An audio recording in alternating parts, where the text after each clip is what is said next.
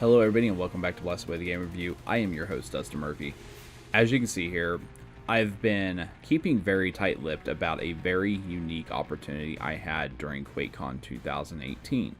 During QuakeCon 2018, I was invited by id Software Avalanche Studios and their publisher, Bethesda Zenimax, to go hands-on with Rage 2. Fortunately for me, this also means that I was able to be given a complete presentation of the game itself, along with an explanation of what is going on.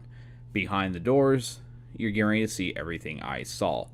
The game, I will stress, is still in very early production, meaning everything may not be polished to release. The graphics are still gorgeous, but there may still be bugs. Fortunately for us, I didn't run into a lot of bugs, but I did decide to roam around a little bit and really take a feel for what was going on. Now, everything you're about to see here is exactly as you've seen in the E3, QuakeCon, all those press demos. We're doing the opening mission where you actually go in, you have to fight the Goon Squad out of the building, drop the satellite down, and start the world anew. Luckily, the game actually takes the time to give us a full-blown tutorial. We're going to learn how to use the nanotrite abilities, such as dash, shatter, the slam ability. We're going to, basic aiming, moving around, just that kind of thing, in order to ensure combat is the best. What was weird about this, playing it on both controller and then mouse and keyboard, unfortunately you don't get to see the mouse and keyboard gameplay, but back to the point, the game actually runs really smooth. It transitioned very well between mouse and keyboard and controller, which you don't see a lot of in modern gaming. Now, the only thing that I really wish I had been able to show you is how much more accurate you can be with your abilities and how fast you can transition from using, say, shatter to instantly leaping up in the air and just slamming down on a foe. Unfortunately, I didn't get to do that in this video, as I said, but regardless, it is insanely fun. The controls are smooth, gameplay is smooth, the graphics even currently in this stage of game are actually rather admirable. It has a very Avalanche-y feel to it, but even keeps true to what id Software did with Rage 1 just over 7-8 years ago. So while it only has been 7 or 8 years, it does feel that it's been a lot longer, especially since Rage was such a unique game in its time frame. It had this vibe that we had never seen before. It was definitely out of id Software's comfort zone, which was nice to see, since they are mostly known for titles such as Wolfenstein, Doom, and the Hexen and Heretic series, which they co-developed. Even Quake, this is completely different from anything it had done in the past, and working with Avalanche, you can see that it has a very Avalanche-y vibe with the Just Cause and the Mad Max mechanics, but it kept true to the aesthetics of what id Software had done the first time around with Rage 1. Now, unfortunately, I didn't get to mess with all the weapons that they're going to have to offer. They did give us a very limited selection, which mostly ranged from the assault rifle to the shotgun, the wing sticks, grenades, the basics. We were given the ability to just run around and basically obliterate all of our enemies and even use the full-on rage type mode, which was actually really awesome. And, I took the very traditional, you've seen it in the trailers, where I just rushed in, shattered and slammed, that kind of stuff.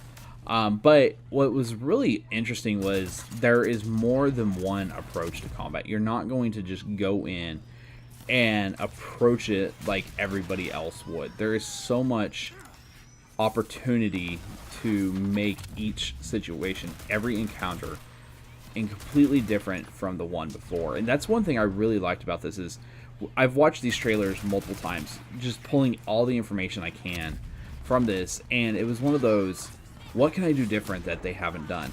Well, I decided to save my overdrive. I didn't instantly just go berserk and absolutely annihilate the Goon Squad, which I eventually will do.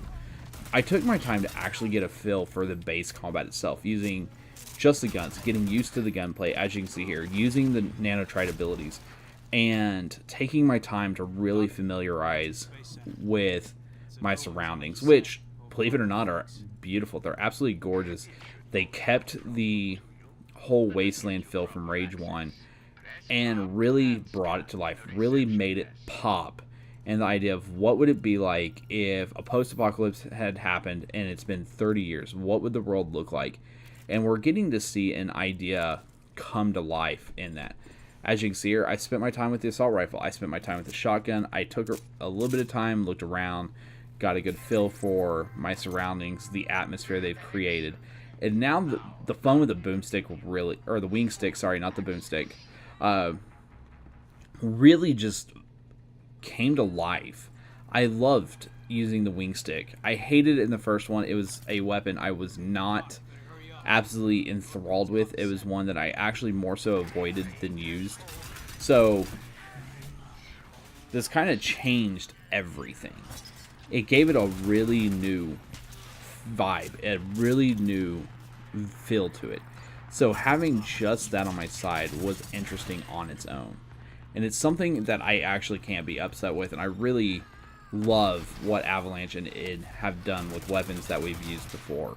Even though, you know, I'm sitting here missing targets, shooting walls and whatnot, it's just kind of an idea to see how far they've come along. You know, this is a game where everything you do feels as if it has impact, as if it has meaning, and it's going to affect the world around you. So it's one of those, I can't wait to see what happens if you really botch a mission.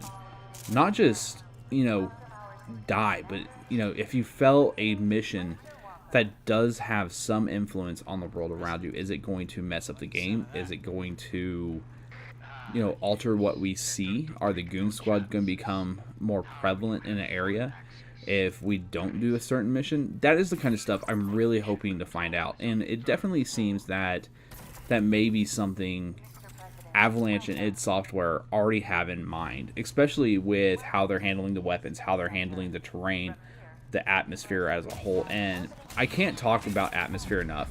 This game is one of the most atmospheric games that I've ever played. Even in this short 10-minute demo, I got to see more in 10 minutes than I would with any other game. As you can see here, the Goon Squad aren't scared to use their terrain. They aren't scared to dive around corners, get up on desks and counters in order to fight you. They aren't rattled by, you know, taking a shotgun blast to the chest. So it's definitely one of those games that's going to have a lot of challenge to it. And it feels like every faction you fight against will have their own unique approach to combat. And unfortunately, I really wish I had gotten to spend a little more time outside of the Goon Squad. I really wish I'd been able to take on the other factions to see just how it feels to fight against them. But luckily, I have a lot of hope for Rage 2. It played smooth. It looks gorgeous, even in its current state. From what I played, absolutely, by far, one of the most solid shooters that I'm anticipating. It's fast. It's furious. The enemies are super aggressive. They aren't scared to rush you and blindside you. They're not scared to use their terrain against you. Weapons like the wing stick make it an absolute blast to just rush in, to slaughter your foes and get out. Now, on the level of performance, I believe I was getting to play the game in 4K. For the sake of this video, I am uploading it only in 1080p at 60 frames a second. I do apologize for everybody who wants to see the 4K version. That is actually going to get uploaded as soon as this impressions get loaded. So, stay tuned for that one. But again, I want to give a huge shout out to Bethesda, Avalanche, and id Software for inviting Blastway the Game Review out to play Rage 2. And all I can say is this is an absolute blast to play. I can't wait to go even further with it next year. And I highly advise all of you, if you have not, and you get a chance, say at PAX or somewhere of that sort, definitely give Rage a whirl. It is beyond the expectations I had from previous titles. It's fast. It's fast. It's furious. The controls are buttery smooth. Getting used to your nanotrite abilities is a little bit of a learning experience. But once you get it down, as you can see here, you just maul through your enemies. It is literally a game that really wants you to do what Doom 2016 did, which is move forward, constantly move forward. Don't backtrack. Just rush your foes, get in as fast as possible. Use everything in your kit to your advantage, whether it's a wing stick, a grenade, a shotgun, your overdrive, your shatter. It wants you to use everything to your advantage, and it's actually something really unique. You know, I've pegged foes with grenades just to knock them off balance, and it actually rewarded me for using that item against my enemies. And I even decided to try and track around the map, you know, do a little bit of backtracking, see if I can go back after activating activating the panel, just to see if it was possible to somewhat backtrack and get to do things I didn't do in the room beforehand. But alas, I was unable to. They did make sure that you had your handheld a little bit, which is typical for a press demo.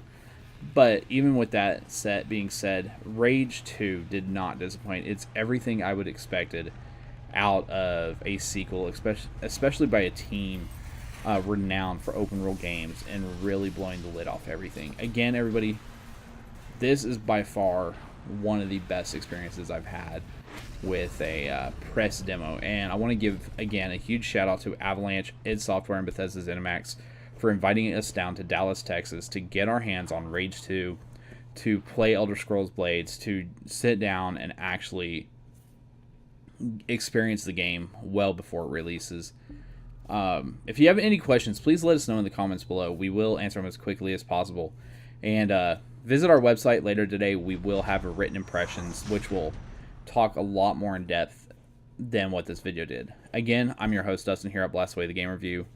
I hope you all have a wonderful day. I will be uploading the 4K videos side by side with this, so stay tuned for all the fun.